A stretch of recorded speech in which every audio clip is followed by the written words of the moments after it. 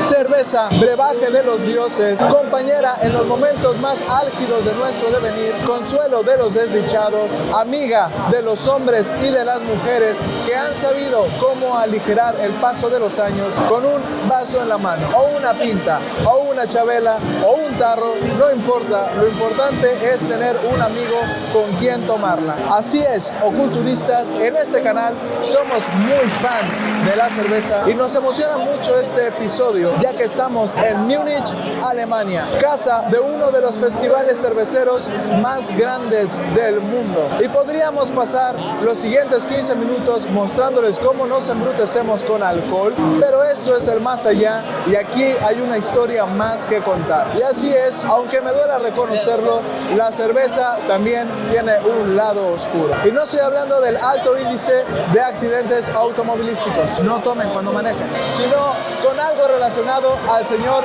del bigote, el Voldemort alemán. Oculturistas, esa es la historia del ascenso de Hitler, esa es la historia de los nazis borrachos en Múnich.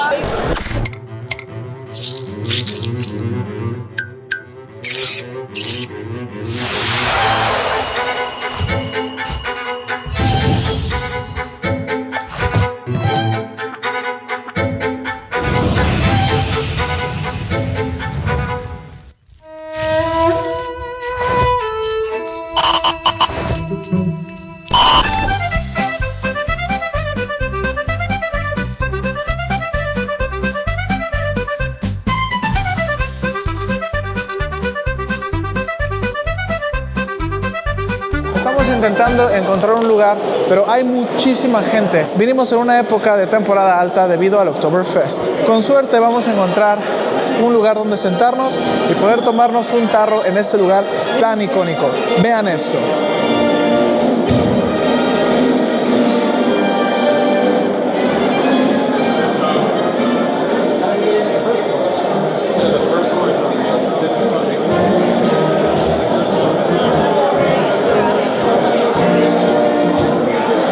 Este video en un lugar bastante famoso aquí en la ciudad de Múnich, la Hofbrauhaus, algo así. Este lugar es muy importante para los alemanes, pero no solo porque es hermoso, sino porque tiene muchísima historia. El 24 de febrero de 1920, ese fue el sitio en el que Hitler dio uno de sus discursos más famosos y lo hizo bastante popular. Hitler era una persona apenas conocida que estaba en un partido llamado el Partido Obrero Alemán, y fue entonces que se paró en ese lugar y dio un discurso donde propuso su ideología antisemita y presentó el programa de 25 puntos. Fue un gran éxito y Hitler se consolidó como un excelente orador. A partir de ese momento, ese lugar, el Hofbrauhaus, se consolidó como un lugar para que los nazis vinieran aquí y se reunieran constantemente. Y es que se presta porque puedes sentar a muchísima gente y tiene un lugar aquí arriba en donde puedes hablarle a las personas. Después de tomar unas cuantas cervezas, cualquier ideología puede ponerse sobre la mesa y se puede discutir. Y Hitler aprovechaba el calor del momento, cuando las personas ya se habían tomado unos cuantos tarros, para proponer sus ideas. Esas ideas comenzaban a tener efecto, pues él proponía que iba a sacar adelante la nación y les iba a devolver la grandeza que alguna vez tuvieron. Ideas nacionalistas, ideas extremas, ideas de ultraderecha que funcionaron por el contexto histórico. Todo empezó en esta casa. Es así, como las cervezas están muy ligadas al pasado nazi. Ya veremos por qué.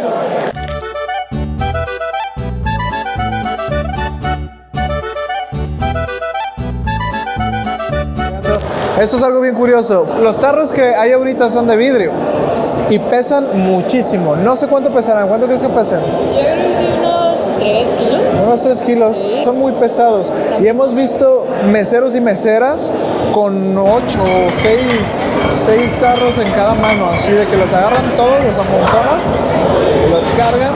Así, unos 12 en total, 6 en cada mano. Es increíble lo pesado que puede llegar a ser, no tengo idea. Es tal cual, son mesas gigantes en plan Hogwarts, que compartes la mesa con muchas personas y los meseros van a tu lugar y les encargas la cerveza y la comida, lo que quieras. Sin embargo, los meseros son increíblemente groseros, te empujan, te arrebatan las cosas. Yo había encargado una cerveza, me trajeron una que no era, pero yo no sabía, y yo me la empecé a tomar y llegó el mesero y me la arrancó de la mano. Yo estaba con la cerveza, me la estaba tomando y me la arrancó y se la llevó. Yo ya la había tomado, me la quitó y se la llevó a otra mesa. Aquella persona se quedó con una cerveza con mis babas.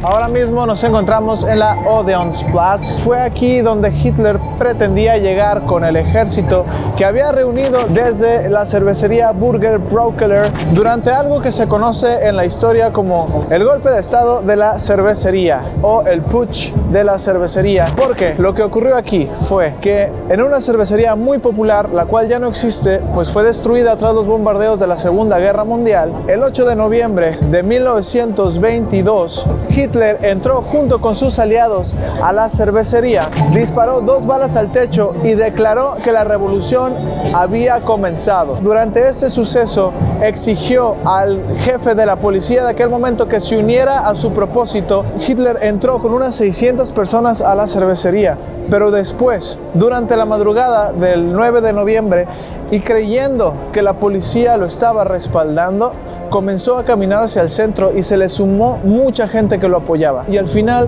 llegaron a ser aproximadamente 2.500 personas que caminaron desde la cervecería hasta este punto. Al llegar aquí, el ejército los estaba esperando con las fuerzas policíacas y comenzó un enfrentamiento violento donde hubo heridos y muertos. Aproximadamente 16 personas del lado de Hitler murieron y 4 policías. Hitler fue arrestado al poco tiempo y llevado a la prisión. Fue en este momento, en este periodo de su vida, que escribió parte del Mein Kampf.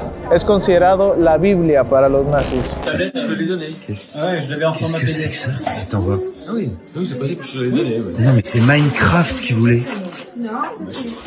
C'est il m'a dit Minecraft. Mais non, papa, c'est Minecraft. Después de eso, y a pesar de ser arrestado y a pesar de su fracaso, Hitler se volvió popular y se volvió famoso en todo el país. Todo el mundo estaba hablando de este hombre que había marchado con mucha gente hasta el centro de la ciudad a punto de conseguir lo que ellos querían.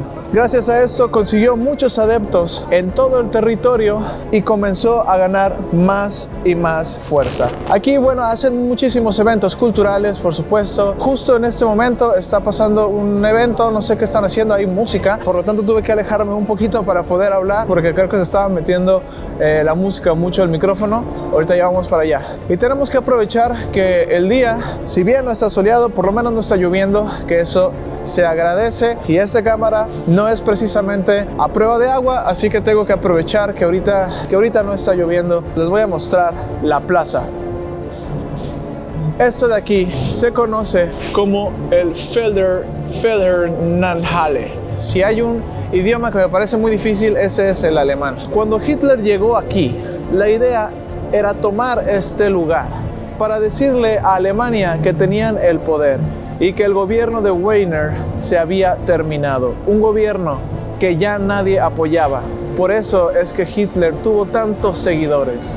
Ahorita mismo parece estar en construcciones, no podemos subir. Aquí hay unas rejas que me lo prohíben. No sé qué diga este letrero de aquí. Supongo que dirá que no podemos entrar. Que dice, Betren der Baustelle verboten. No sé qué sea eso. Pero como les menciono, va a haber música por aquí. Aquí también habían músicos tocando.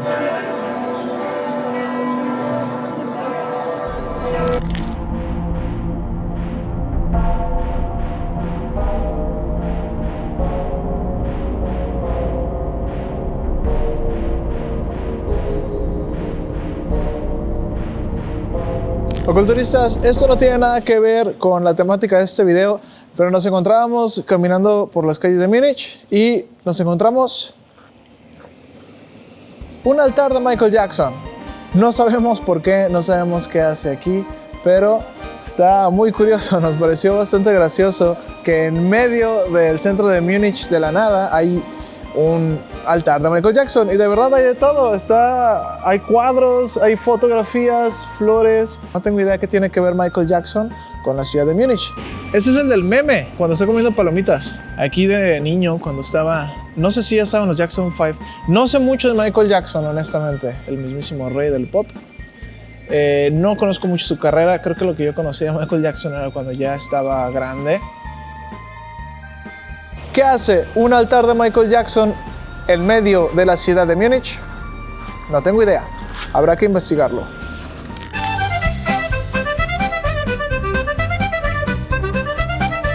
Otra parada obligatoria en este tour, aquí, este lugar, el Königsplatz o la Plaza del Rey, más fácil. ¿Por qué estamos aquí? Porque este lugar también es bastante importante, ya que aquí es donde Hitler daba sus discursos y hacía sus eventos masivos. Se pueden dar cuenta por el tamaño del lugar, es bastante espacioso. El lugar perfecto para tener a mucha gente y muchos soldados y hacer desfiles, y hacer eventos gigantescos y masivos, y en un lugar propagandístico ideal para sus fines. Obviamente, este lugar no siempre fue así.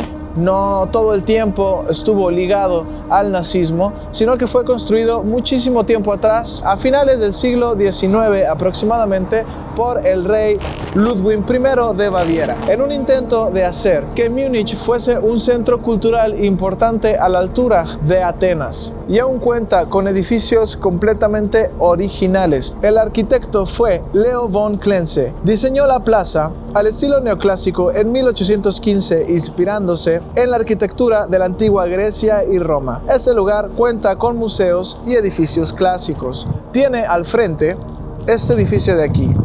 Se le conoce como los Propileos. Es una monumental puerta que imita los propileos de la Acrópolis de Atenas. Después de la desnazificación, a este lugar se hicieron modificaciones para que perdiera todo el simbolismo nazi. ¿Se acuerdan que les mencioné que se murieron 16 personas? Hitler los hizo unos mártires. Después de haber tomado el poder, conmemoró la muerte de estas 16 personas como unos héroes que estaban buscando el cambio y murieron por la revolución. Es así pues que mandó a hacer 2 templos con unos sarcófagos de mármol en donde puso los restos de los 16 cuerpos y los conmemoró aquí a bombo y platillo. Cuando ya todo había pasado en 1947, destruyeron estos 2 templos y también empezaron a quitar todo lo referente al nazismo. Obviamente los simbolismos, las banderas, se empezaron a deshacer de todo eso y solo dejaron los edificios clásicos. Ya no luce como lucía en aquellos tiempos. Joder, ya empezó a llover, banda. Me viene aquí a la puerta de los Propileos para cubrirme un poquito de la lluvia. No puedo permitir que esta cámara se moje para nada, y me doy cuenta que hay mucha gente que se queda aquí. Miren, si aquí tenemos un brother que está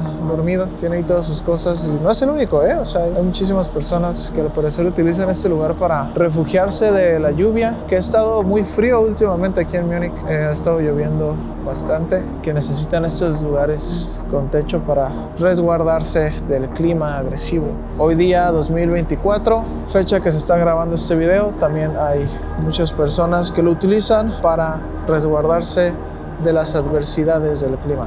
Imagínense este lugar lleno de soldados, lleno de gente gritando, vitoreando, aplaudiendo las palabras de este señor.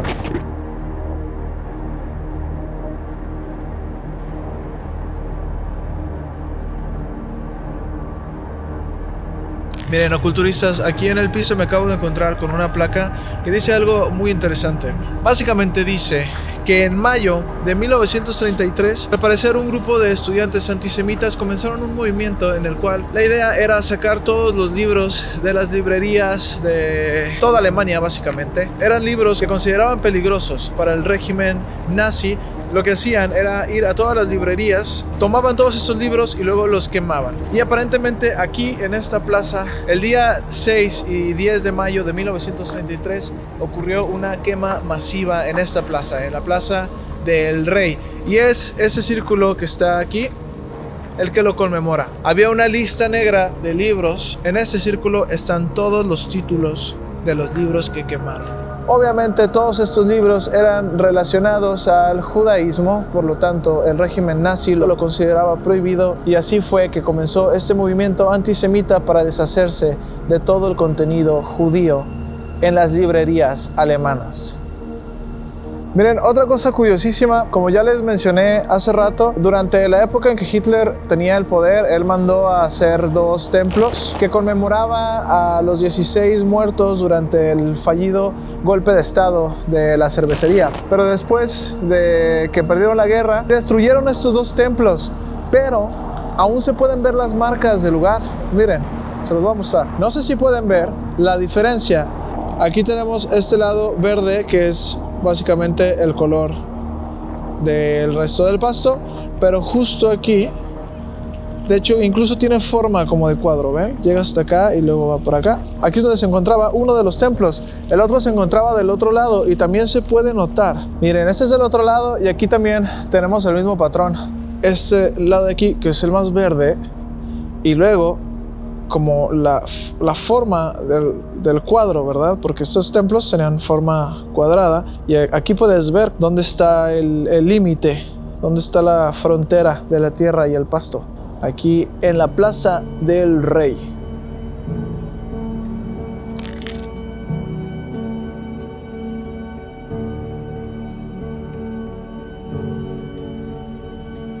Otro punto bastante importante en este tour por Múnich, este edificio que está atrás de mí, es lo que antes se conocía como el Führerbhaus o el edificio del Führer, que básicamente pues este era un edificio al servicio del nazismo en el que Hitler solía acudir bastante regular. Eran básicamente las oficinas del Tercer Reich. ¿Y qué pasó aquí? Algo bastante clave en esta historia, ya que fue en este lugar donde se firmaron los acuerdos de Múnich. Las grandes potencias europeas de aquella época estuvieron de acuerdo con que Alemania comenzara a expandirse y se anexara a los países del sudeste, o sea, República Checa, que es donde estábamos hace unos cuantos días, iniciando con toda la historia y todo lo que conocemos ahora, ya que Hitler no respetó los acuerdos y creció más allá de lo permitido. Fue este edificio de aquí atrás.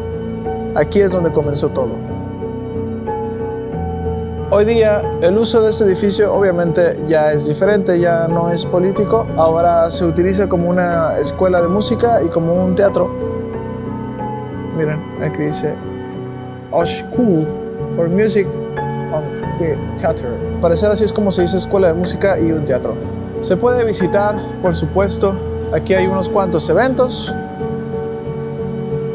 El 19 y el 27 de octubre al parecer van a haber algunos cuantos eventos aquí. Si están en Múnich y quieren ver una obra de teatro en un lugar bastante icónico, pues ya saben. Aquí está. El edificio del Führer.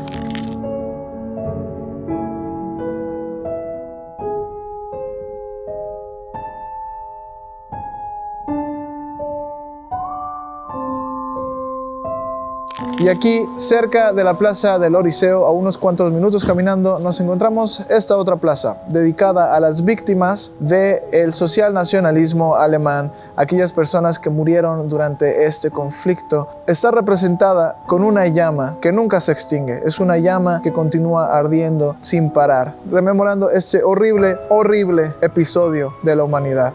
Y este lugar se presta para reflexionar y me encantaría dar una conclusión a este video aquí. En este viaje visitamos 2 países bastante contrastantes, pero ligados en su pasado por un evento bastante trágico. Por una parte, el pueblo conquistado, que continúa hasta la fecha tratando de recuperarse y mantiene viva la memoria de aquellos que perecieron. Y por otra parte, el pueblo que vio nacer a los victimarios y que ahora tienen que arrastrar el lastre de uno de los eventos más trágicos y más horribles de la historia. Les mandamos fuerza y nuestro más honesto apoyo a todos aquellos que en este momento se encuentran luchando y sufriendo una guerra. Esperemos que estos conflictos se solucionen lo antes posible. Nadie sale ganando en una guerra. Por mi parte es todo. Les deseo un día lejos de dictadores locos de poder y nos vemos en el más allá.